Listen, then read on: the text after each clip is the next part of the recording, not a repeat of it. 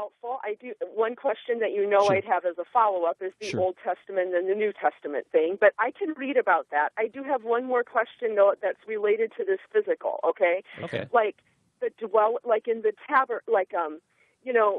do you believe that the presence of God is in the building, like the cathedrals or whatever? Because, I go there and the presence of God dwells there. Because, that's a hang-up I have, too. Like in Ephesians 2, where it says, we are being built into the dwelling place of God in spirit. And where 2 or 3 are gathered, I'm there in your midst. So what is it about, that the presence of God is in a building? Absolutely. Here, you ask a very important question. First of all, we believe, just as you do, Anonymous, that God dwells in all Christians in a special way. Through our baptism, the Holy Spirit comes to dwell within us.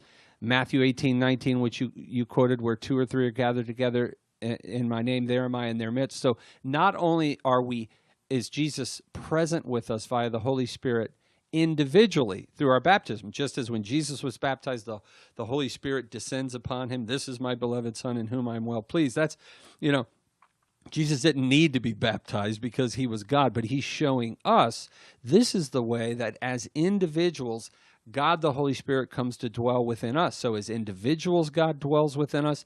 Collectively, there is a special way in which God dwells within us, as you mentioned in Matthew 18:19.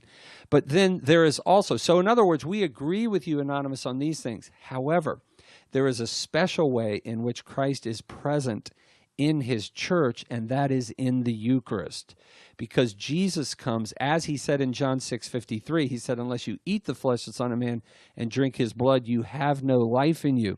Jesus said, this is my body on Holy Thursday, and St. Paul tells us in 1 Corinthians 11:27-29 that Jesus is actually present, body, blood, soul, and divinity in the Eucharist. And because of that fact, in the tabernacles in all the apostolic churches around the world that have valid Eucharist, Jesus is present in, as Trent mentioned in the last hour, in a physical reality. He's present, body, blood, soul, and divinity. So there is a special presence even beyond that individual presence where the Holy Spirit's in us. He's in us collectively.